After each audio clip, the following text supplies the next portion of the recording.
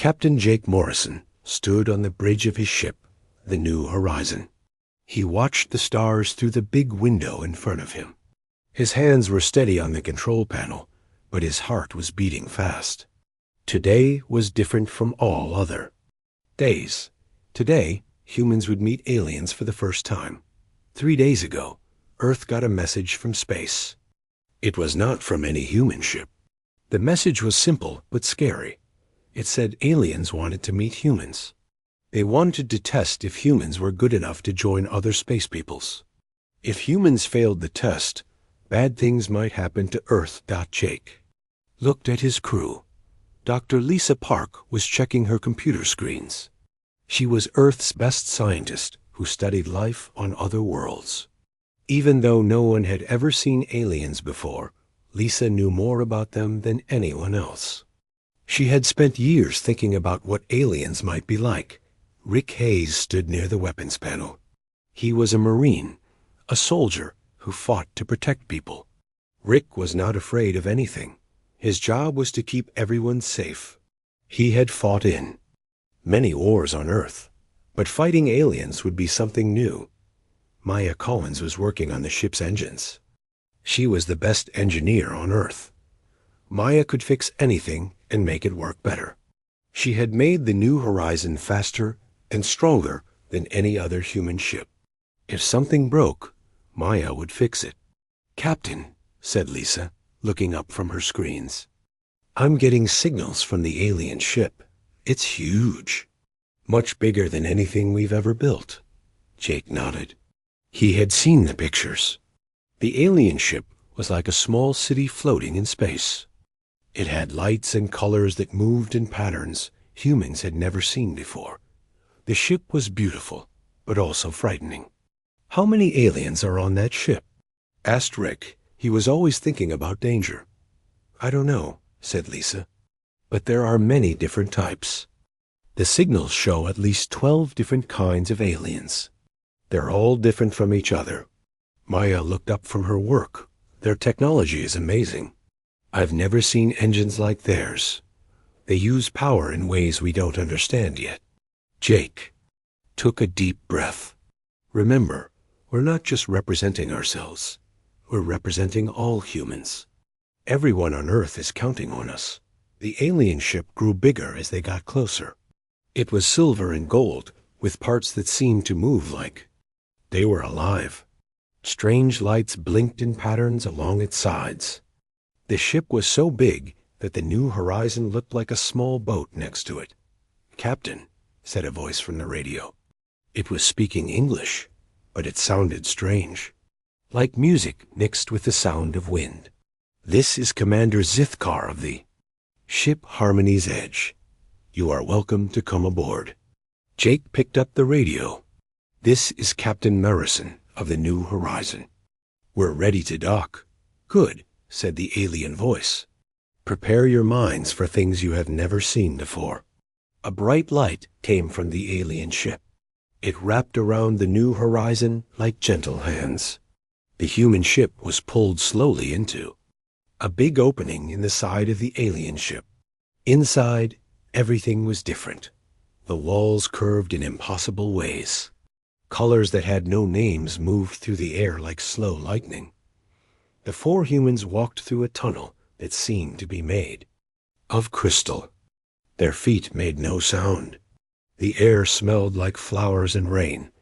They could hear music, but it was not like human music. It was the sound of stars singing. They came to a huge room. In the center was a circle of strange beings.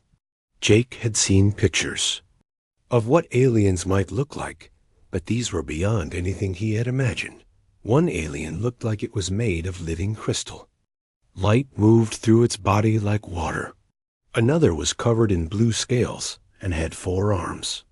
A third one looked like a tree that could walk and think. There were others that seemed to be made of mist or metal or something like liquid fire. The crystal alien stood up. It was very tall, maybe 9 feet high. When it spoke, its voice was like the sound of wind chimes. "I am Commander Zethkar. We have been watching your world for many years. We know humans come from what we call a death world. Your planet is very dangerous. Most worlds are safe and quiet, but Earth tries to kill everything that lives on it. Jake felt his crew tense up behind him, but he stayed calm. Our world is challenging, but we've learned to work with it. Another alien spoke. This one looked like it was made of water, held together by light. We have seen other peoples from death worlds. They are usually very violent. They fight everything and everyone. We had to stop them from hurting others. Lisa stepped forward. We're not here to fight. We're here to learn. A third alien, one that looked like a giant butterfly made of metal, made a sound like singing. That is what we hope to discover. You will face 3 tests. First, you must show you can survive. Second, you must show you can think. Third, you must show what kind of people you really are. The crystal alien Zethkar looked at each human.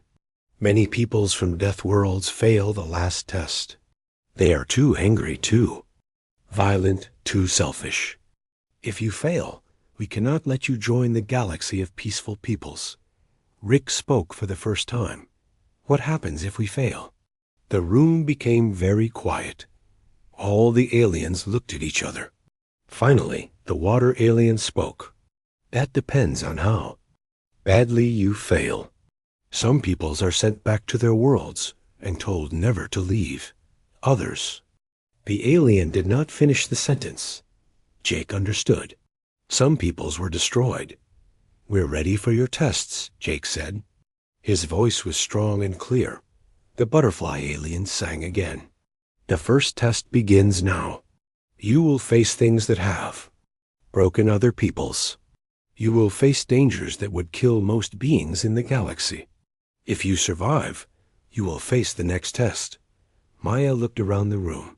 Will we have time to prepare? Zethkar's light grew brighter.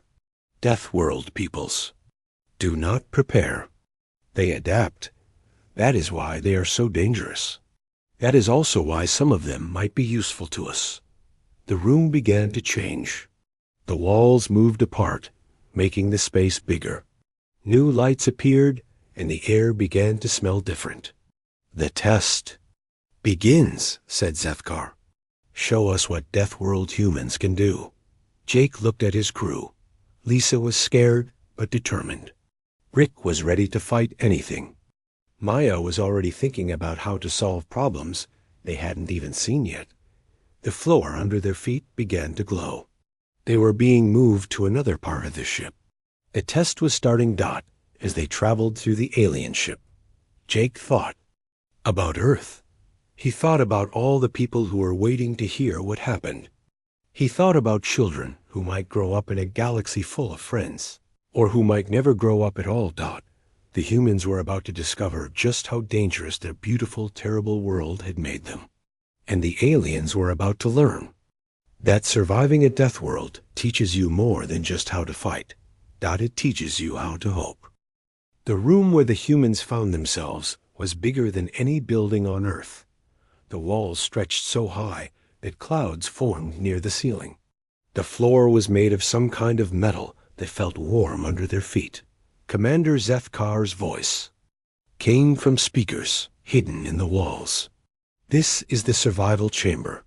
It can become any world, any environment, any danger. We will start with something simple. Jake looked around. His crew stood close together. They had trained for many situations, but this was beyond anything they had practiced for. The room began to change. The walls turned from silver to brown, then to black. The air became thick and hard to breathe. The temperature dropped so fast that their breath made clouds in the air. Ice world, said Lisa, pulling her jacket tight around her. The air is thin, like being on a high mountain. Snow began to fall from the ceiling. But this was not normal snow. Each flake was as sharp as a knife. When the snow hit the ground, it made hissing sounds like angry snakes. Rick pulled up his hood. This snow will cut us if we don't stay covered. Maya was looking at the walls. The room is making weather. But how? The energy needed for this is enormous. The snow fell harder. Soon it was difficult to see more than a few feet ahead. The wind began to blow, making the sharp snow fly sideways. It hit their clothes and made small cuts in the fabric. "Stay together," said Jake. "We need to find shelter." They walked through the fake blizzard. The snow was getting deeper. With each step, their feet sank further into the sharp ice crystals. The cold was beginning to hurt their hands and faces. Then they heard a sound. It was like a roar, but deeper and more frightening. Something was moving through the snow toward them. "What is that?" asked Lisa. The sound came again. Closer this time. Through the blowing snow, they could see a shape. It was big, maybe the size of a car. It moved on 6 legs and had a long neck with a head full of teeth. "Predator," said Rick. He moved in front of the others. "Designed to hunt in this environment." The creature had thick fur that protected it from the sharp snow. Its eyes glowed red in the darkness. It could see them clearly while they could barely see it. The creature charged at them. Rick was ready. But instead of fighting it head-on, he watched how it moved. The creature was fast, but it slipped on the ice when it turned quickly. "It's too confident," Rick said. "It thinks the ice gives it an advantage." Maya was studying the creature too. "Look at its feet. They're wide, like snowshoes. But that makes it clumsy on hard surfaces." Jake had an idea. "The metal floor is still under the snow. If we can get to a clear area." They ran toward the center of the room, where less snow had fallen. The creature followed them, roaring with anger. But when it reached the bare metal floor, its wide feet could not grip properly. The creature slipped and fell. Rick moved quickly and grabbed a sharp piece of ice. Instead of trying to hurt the creature, he used the ice to trap one of its feet against the floor. "Now what?" asked Lisa. The creature struggled, but could not get free. It roared and tried to bite them, but it could not reach them. Maya knelt down near the creature's head. "Look at its eyes. It's not really angry. It's scared." She was right. The creature's red eyes showed fear, not hatred. It was just doing what it was designed to do. "It's a test," said Jake. "Not just of whether we can survive, but of how we choose to survive." Lisa approached the creature slowly. She held out her hand. The creature stopped struggling and looked at her. She began to make soft sounds, like a mother talking to a child. The creature's eyes changed from red to blue. It stopped trying to bite and began to make different sounds, almost like it was talking back to Lisa. "Remarkable," came Zethkar's voice from the speakers. "Most species either flee or kill the predator. You have chosen to communicate with it." The room began to change again. The snow stopped falling. The air became warmer. The creature's ice trap melted, and it stood up. But instead of attacking, it moved closer to Lisa and made gentle sounds. "The first challenge is complete," said Zethkar. "But the test is not over." The room became hot, very hot. The air shimmered like it does over a desert. The floor changed from metal to sand. The sand was so hot that it burned their feet through. "Their shoes. Desert world," said Maya. "But much hotter than any desert on Earth." The creature from the ice world was still with them. But now it was suffering in the heat.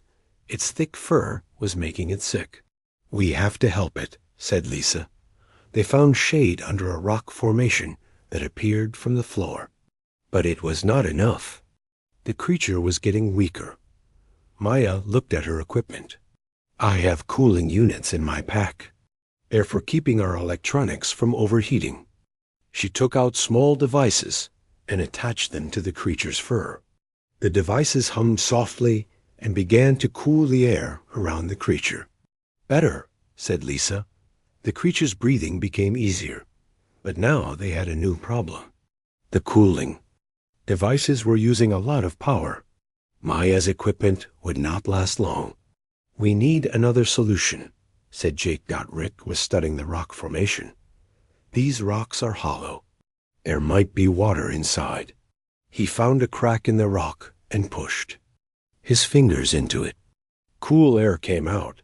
There was a cave system behind the rocks. Help me, he said to the others. They worked together to make the crack bigger. The creature watched them work.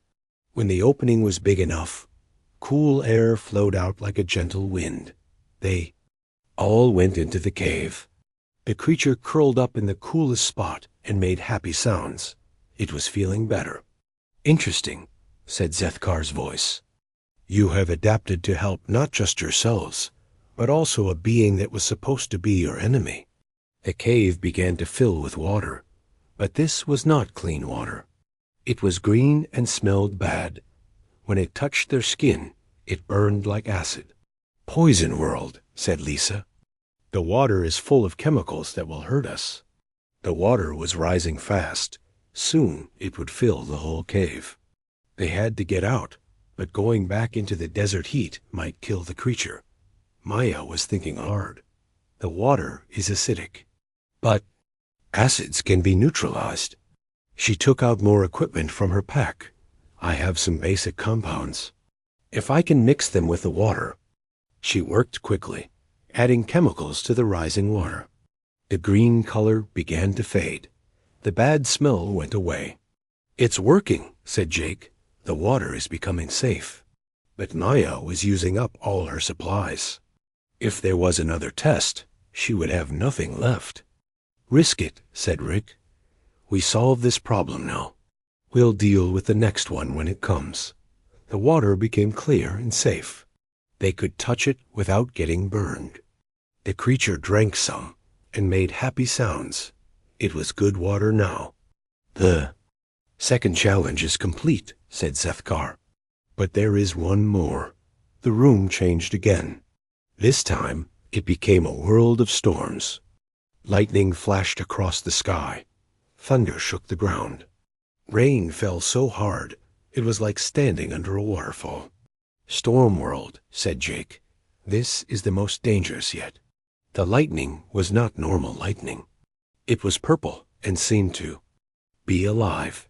It moved toward them like snakes made of electricity. The lightning is hunting us, said Rick. It's some kind of weapon. They ran across the room, but the lightning followed them. When it hit the ground near them, it made holes in the floor. The creature from the ice world was terrified. It could not run as fast as the humans. The lightning was getting closer to it. We're not leaving it behind, said Lisa. Jake made a decision. Maya, can you use the metal from your equipment to make a lightning rod? Maya nodded. She quickly built a tall metal pole using parts from her pack. She stuck it into the ground far from where they were hiding. The lightning saw the metal pole. It struck the pole again and again, but it stopped chasing them.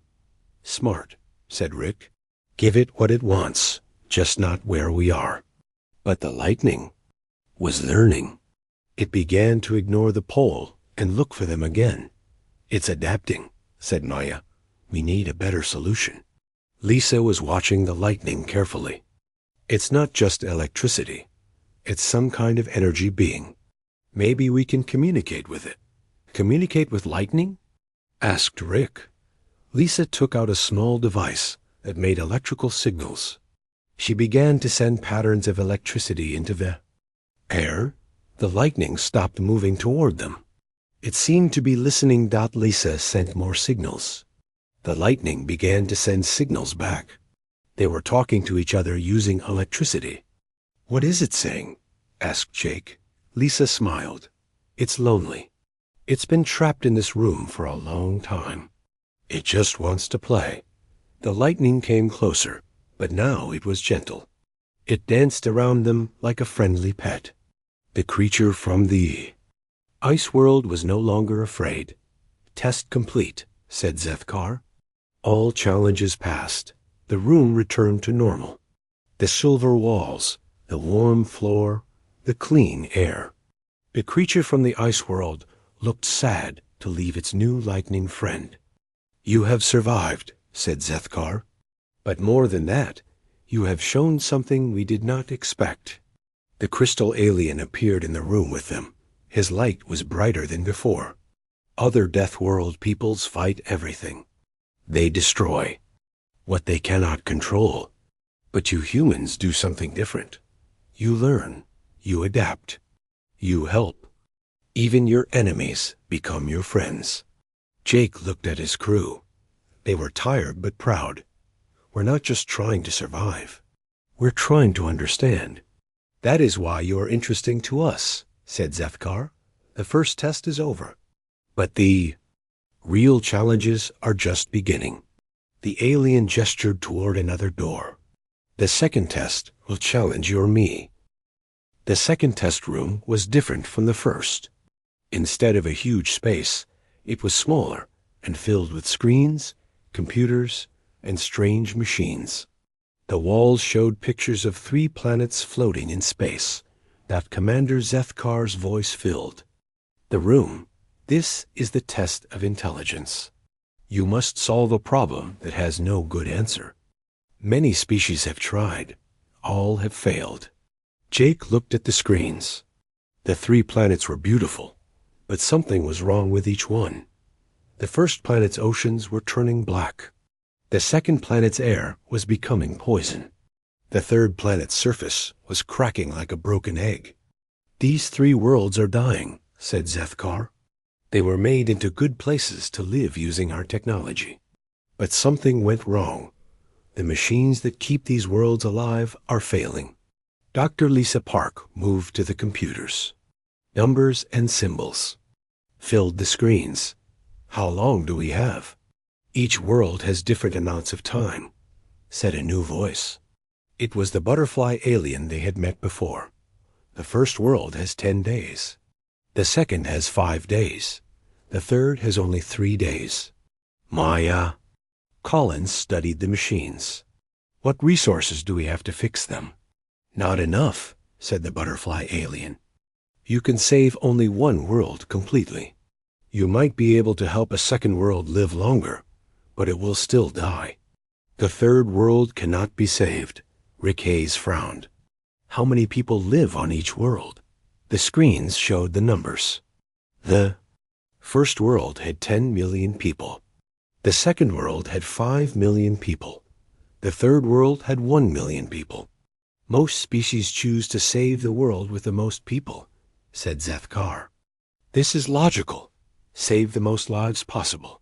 Jake walked around the room, looking at all the information. "What caused the machines to fail?" "We do not know," said the butterfly alien. "The machines worked for hundreds of years. Then they began to break down. We cannot find the reason." Lisa was reading through computer files. "May I see the original designs for these machines?" "Of course," said Zethkar. "But our best engineers have already studied them. The designs are perfect." The screens showed complicated diagrams of the machines.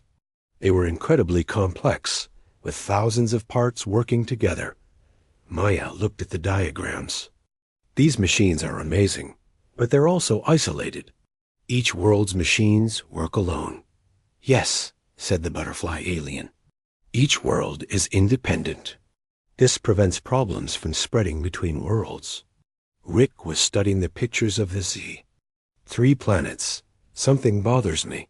These planets are close to each other, in the same star system." "That is correct," said Zethkar. "It is more efficient to group planets together." Lisa was comparing data from all 3 worlds. The problem started at the same time on all 3 worlds. "That can't be a coincidence." "What do you mean?" asked the butterfly alien. "If the machines were independent, they would fail at different times," said Lisa. "But they're all failing together. That means they're connected somehow." Maya was nodding. "She's right. There must be a connection the designers didn't know about." Jake studied the star system map. "What if the connection isn't technological? What if it's natural?" The aliens looked confused. "Natural? How can natural?" Forces connect artificial machines? Lisa was excited now. Subspace frequencies. The machines all use subspace communication. If they're using the same frequencies, they could be interfering with each other. Maya was working on one of the computers. I'm scanning for subspace interference patterns. The screens filled with wave patterns. At first, it looked random. But then Maya adjusted the settings, and a pattern appeared. There, she said. The machines are all broadcasting on frequencies that overlap. They're not just isolated systems. They're accidentally connected. Rick was looking at the pattern. It looks like they're fighting each other. Like three radios trying to use the same channel. That's exactly what's happening, said Lisa. The machines are trying to communicate with their own worlds, but they're interfering with each other's signals. Jake was beginning to understand. So the machines aren't broken. They're confused. Yes, said Maya. They're getting mixed signals. They don't know which world they're supposed to be helping. The aliens were very quiet. Finally, Sethkar spoke. This is impossible. Our engineers would have noticed this problem. Your engineers designed perfect machines, said Lisa. But they didn't account for the machines talking to each other accidentally. Maya was working on a solution. If we can adjust the frequencies, we can stop the interference.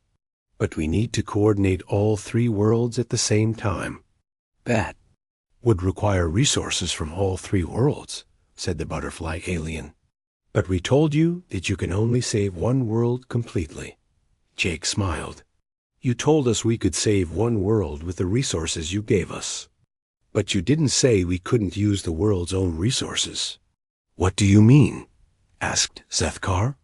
We use the machines on each world to fix the machines on the other worlds, said Rick. They help each other. Maya was excited. Yes, instead of one world using all the resources, all three worlds share their resources. Together, they have enough to fix all the problems. Lisa was already writing new programs for the computers. The machines just need to know which world they belong to. Once they stop interfering with each other, they can work together. The aliens watched as the humans worked. They changed the computer programs, adjusted the machine settings, and coordinated all three worlds at once. This is not logical, said the butterfly alien. You are using more resources, not fewer. We're using the resources differently, said Jake. Instead of one world doing all the work, all three worlds do part of the work. But what if one world refuses to help? Asked Sethkar. Then we explain why helping the other worlds helps them too, said Lisa. When the machines stop interfering with each other, all three worlds become stronger. Maya finished her work on the computers, ready to test the new system. The screens showed the three worlds. The humans activated their solution. At first, nothing seemed to happen. Then slowly, the problems began to reverse. The first world's oceans began to clear. The second world's air became clean. The third world's surface stopped cracking. It's working, said Rick. But more than that, the worlds were becoming healthier than they had been before. The machines were working together now, sharing information and resources. The worlds are not just surviving, said Sethkar. They are thriving. That's what happens when you work together instead of competing, said Jake. The butterfly alien was studying the results. The efficiency has increased by 300%. The worlds are now stronger than they were when they were built. And safer too, added Maya. Now if one world has a problem, the other two can help fix it. Lisa looked up from her computer. The system is self-improving. The machines are learning from each other and getting better. The aliens were very quiet for a long time. Finally, Sethkar spoke. In all our history, no species has solved this problem the way you have. How do other species solve it? Asked Rick. They choose which world to save and which worlds to sacrifice, said the butterfly alien. It is logical. It is efficient. It is the way we have always done things. But it's not the only way, said Jake. Sometimes the answer isn't choosing between options. Sometimes the answer is finding a new option.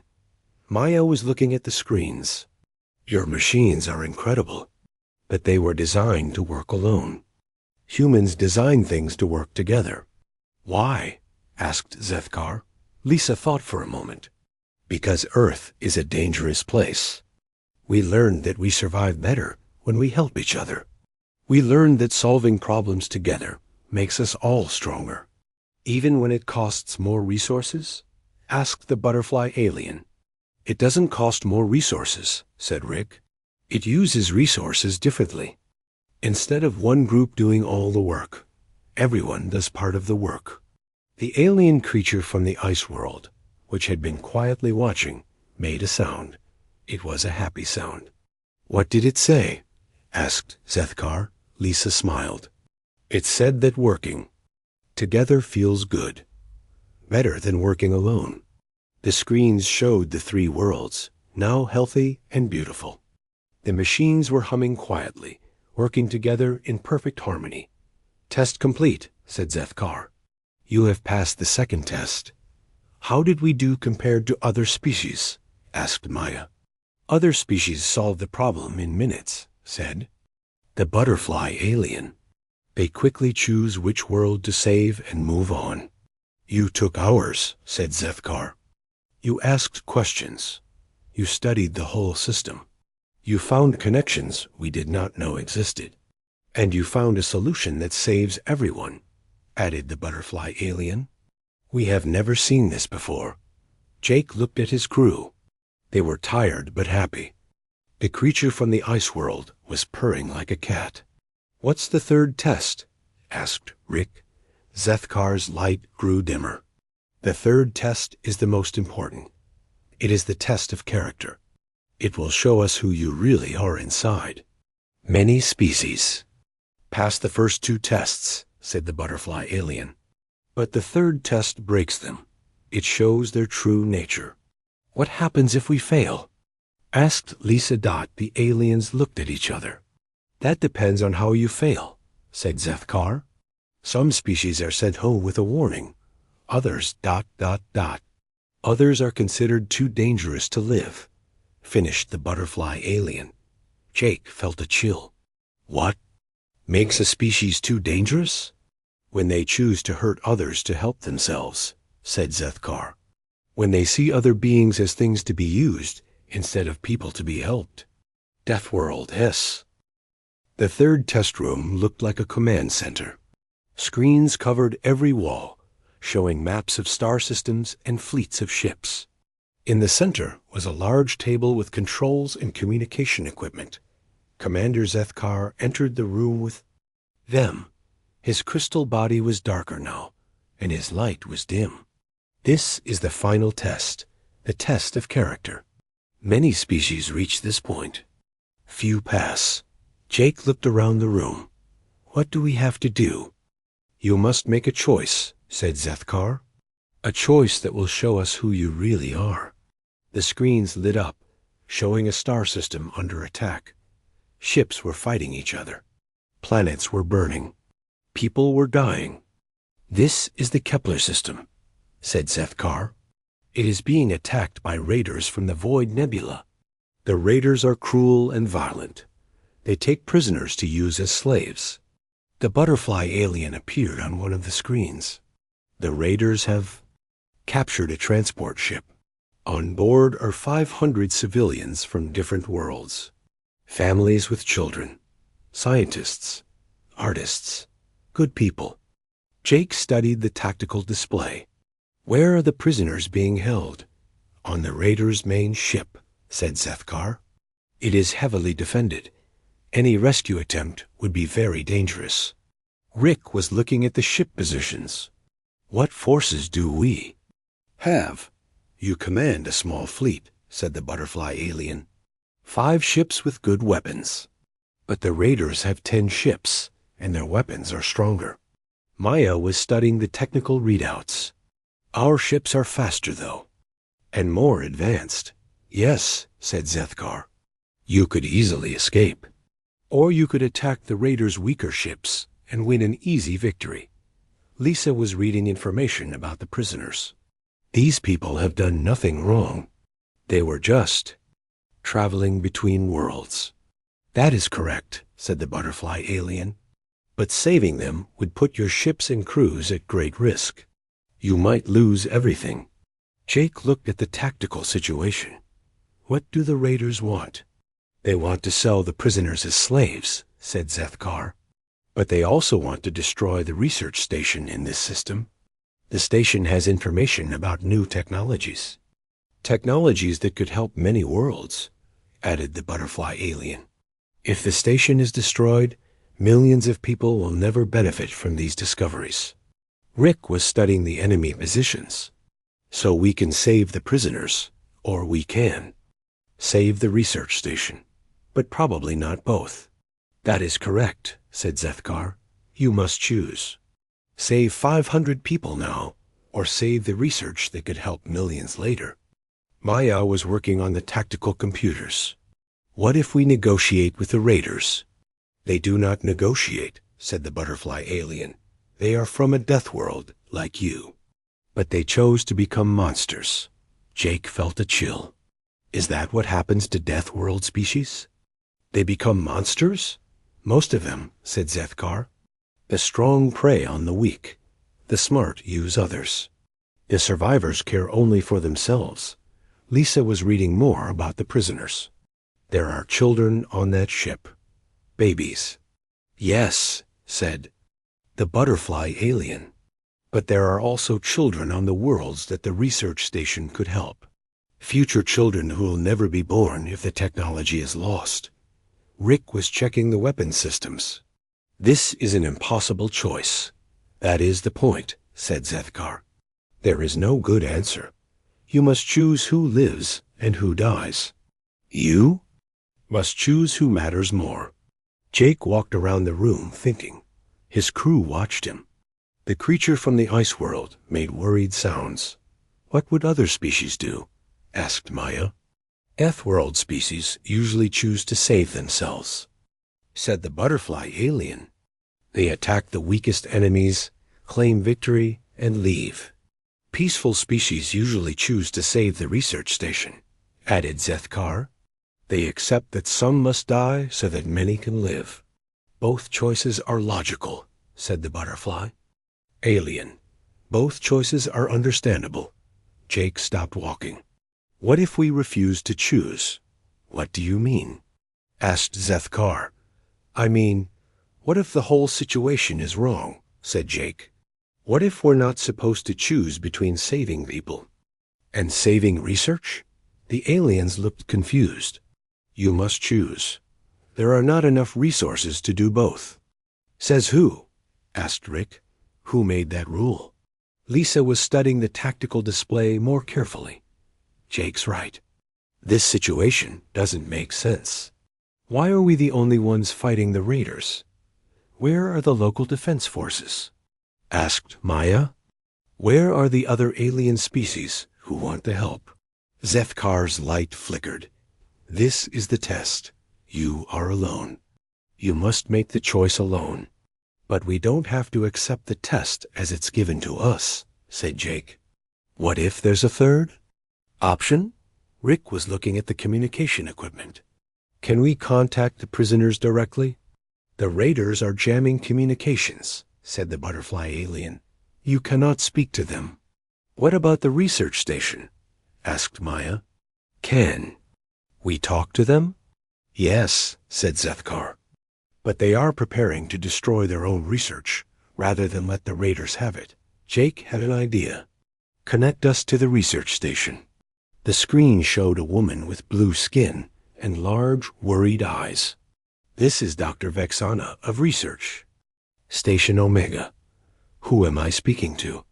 Captain Morrison of the human fleet, said Jake. We're here to help. You cannot help, said Dr. Vexana. The raiders are too strong. We will destroy our research before they can take it. Wait, said Lisa. What if you didn't have to destroy it? I don't understand, said Dr. Vexana. What if you could give the research away instead? Asked Maya. Not to the raiders, but to everyone. Dr. Vexana looked confused. Give it away? But it took us years to develop this technology. And it could take other people years to develop it again, said Jake. But if you broadcast it now to every world in the galaxy, then even if the raiders destroy your station, the knowledge survives. Rick was nodding. And if everyone has the technology, the raiders can't profit from stealing it. But our work, said Dr. Vexana, our discoveries, they will belong to everyone. Is that bad? Asked Lisa. Isn't helping people more important than owning discoveries?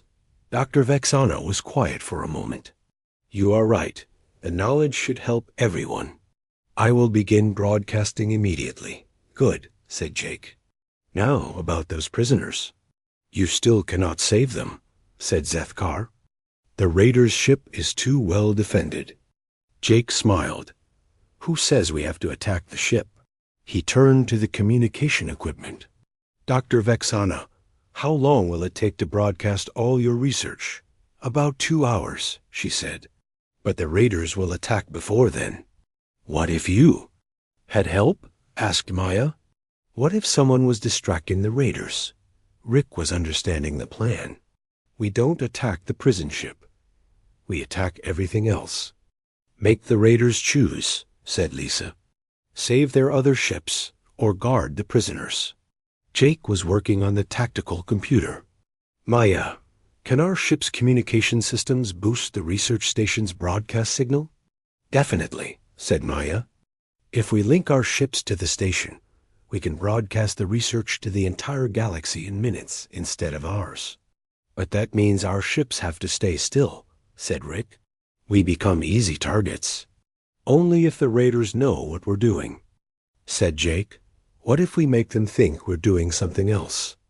Lisa was excited. A deception. We make them think we're attacking their main force, while we're actually helping the research station, added Maya. Jake turned back to Dr. Vexana. Doctor, can you make your broadcast look like a weapons charging sequence? Dr. Vexana smiled.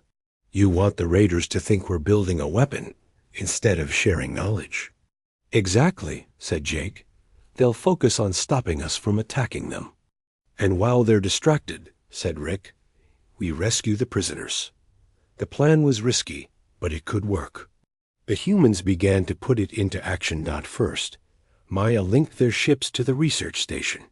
To the raiders, it looked like the humans were powering up a massive weapon. Second, Rick led a small attack on the raiders' outer ships. Not to destroy them, but to make them think the humans were starting a big battle. Third, Lisa used the confusion to hack into the raiders' prison ship. She convinced the ship's computer that there was a fire on board and that the prisoners needed to be moved to escape pods. Fourth, Jake coordinated everything, making sure each part of the plan happened at the right time. The raiders took the bait. They focused all their attention on what they thought was a weapon charging up. They sent most of their ships to attack the research station. But the research station wasn't building a weapon. It was broadcasting every piece of scientific knowledge it had ever developed. Medicine, technology, agriculture, everything. The broadcast reached every world in the galaxy. While the raiders were busy with the fake weapon, the prisoners were quietly escaping in their pods. Lisa had programmed the pods to look like debris on the raiders' sensors. When the raiders finally realized what was happening, it was too late. The prisoners were safe. The research had been shared with everyone. And the raiders found themselves facing not just 5 human ships, but dozens of ships from other worlds who had seen the battle and come to help. Impossible, said the lead raider over the communication system. You have defeated us without destroying us. We didn't defeat you, said Jake. We just showed you that there are better ways to get what you want than taking it from others. You could join us, added Lisa. Help people instead of hurting them. Some of the raider ships actually began to retreat. Others asked about joining the rescue effort. The test room became quiet. Zethkar's L. The room filled with soft, warm light. The walls became transparent, showing the beautiful galaxy outside. Stars twinkled like diamonds against the black of space. Other alien ships appeared around them, hundreds of them from dozens of different worlds. Commander Zethkar's crystal body was now glowing so brightly it was like looking at a small sun. "Humans of Earth," he said, "it is time for truth." Jake looked around at his crew. They had been through so much together. Lisa was tired but smiling. Rick stood ready for anything. Maya was already studying the new ships with curious eyes. The creature from the ice world purred happily beside them. "What truth?" asked Jake. The butterfly alien appeared, along with the water being and several others the humans had not met before. All of them seemed excited, almost joyful. "The tests were real," said Zethkar, "but they were not what you thought they were." "What do you mean?" asked Lisa. "You thought we were testing whether humans were good enough to join our galactic community," said the butterfly alien. "But that was not the real test." Maya looked confused. "Then what were you testing?" "We were testing whether humans could teach us how to live again," said the water being. The humans looked at each other. "Teach you?" said Rick. "But you're so much more advanced than us." Zethkar's light grew warmer. "Technologically, yes. We have ships that can cross the galaxy in days. We have machines that can build worlds. We have medicine that can cure almost any disease. But we have lost something," said the butterfly alien. "Something important. What have you lost?" asked Jake. "Hope," said the water being. "Growth, the ability to dream of better things." The screens around the room showed images of alien worlds. They were all beautiful, clean, and safe. But they also looked somehow empty. "Our worlds are perfect," said Zethkar. "No one is hungry, no one is homeless, no one fights wars, no one suffers." "That sounds wonderful," said Lisa. "It should be wonderful," said the butterfly alien. "But perfection is boring. When everything is safe, nothing is exciting. When all problems are solved, there are no challenges left." Maya was beginning to understand. "You've made your world so safe that your people have stopped growing." "Exactly," said Zethkar. "For thousands of years, we have made things easier and safer. We have removed all danger, all challenge, all uncertainty. And now your people are dying of boredom," said Rick. "Not dying," said the water being, "but not really living either. Our young people have no dreams. Our adults have no challenges. Our elders have no hope for the future." The images on the screens changed, showing alien children sitting quietly, alien adults working without enthusiasm, alien elders staring at nothing. "We have eliminated everything that made life difficult," said the butterfly alien. "But we also eliminated everything that made life meaningful." Jake was starting to see the bigger picture. "And then you found Earth." "Yes," said Zethkar. "A death world where nothing is easy, where every day is a challenge, where people must work together to survive." "And you watched us," said Lisa. "Studied us." "For decades," said the water being. "We saw how humans face problems. You don't just solve them. You learn from them. You use them to become stronger and smarter. We saw how you turn enemies into friends," added the butterfly alien. "How you turn challenges into opportunities." Maya was looking at the alien ships outside. "How many species are out there?" "Representatives from 847 different worlds," said Zethkar. "All of them have the same problem. All of them have forgotten how to grow." "And you think we can help them remember?" asked Rick. "We don't think," said the butterfly alien. "We know. You have already shown us." The screens showed recordings from their tests. The humans saw themselves helping the ice creature, working together to save all three worlds, and finding a way to rescue everyone from the raiders. Other Deathworld species we have tested focused only on themselves, said Zethkar. They survived, but they did not help others survive. Peaceful species focused on logic and efficiency, added the water being. They made good choices, but they did not dream of better choices. But humans do something different, said the butterfly alien. You look at problems and ask, how can we make this better for everyone? Jake felt a weight settling on his shoulders. You want us to teach your people how to face challenges again. Not challenges like your death world, said Zethkar quickly. We will not make our worlds dangerous, but challenges of growth, of learning, of helping others. You want us to help you remember how to dream, said Lisa. Yes, said all the aliens. Together Maya was thinking hard. But we're just 4 people. How can we teach hundreds of different species? You won't be alone, said the butterfly alien. We will send volunteers to Earth. They will live with humans, learn from humans, work with humans. And humans will visit our worlds, added the water being. Not as conquerors or guests, but as teachers and friends. Rick was looking at the ships outside. This is a big responsibility. Yes, said Zethkar, but also a big opportunity. Humans will have access to all our technology, all our knowledge, all our resources. But more importantly, said the butterfly alien, we will all have access to humanity's most valuable resource. What's that? Asked Jake. The ability to hope for something better, said the water being. The courage to try new things. The wisdom to learn from failure. Lisa was excited now. We could share Earth's biodiversity, show you how life adapts and grows. And we could learn your technologies, said Maya. Combine human creativity with alien science. Think of what we could build together, said Rick. Not weapons, but tools for helping people. Jake looked at his crew, then at the aliens, then at the creature from the ice world that had become their friend. What about the raiders? The ones from the test? They were real, said Zethkar. Another Deathworld species. But they chose the path of taking instead of giving. Some of them want to change now, said the butterfly alien. They saw what you did.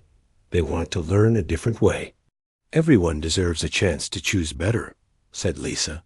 The creature from the ice world made a sound that everyone somehow understood. It was saying yes. So, said Jake, we're not just joining your galactic community. We're helping to rebuild it. Rebuild it into something better than it was before, said Zethkar. Something that combines the safety of our technology with the growth of your spirit. Added the water-being Maya was already making plans. We'll need to be careful. Change things slowly. Make sure we don't lose what's good while we're adding. What's missing?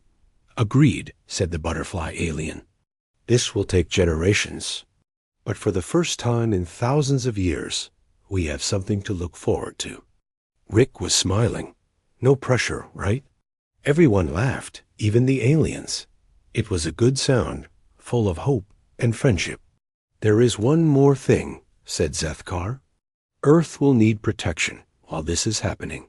Some species will not understand what we are doing. Some will try to stop us. We'll be ready, said Jake. Humans are good at protecting what we care about. And now you have friends to help you, said the butterfly alien. 847 worlds full of friends.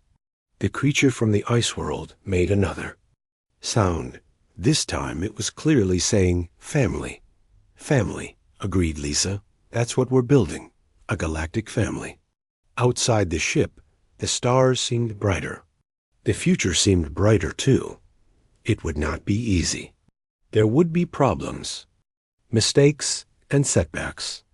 But there would also be growth, learning, and hope. Jake thought about Earth, waiting for them to return.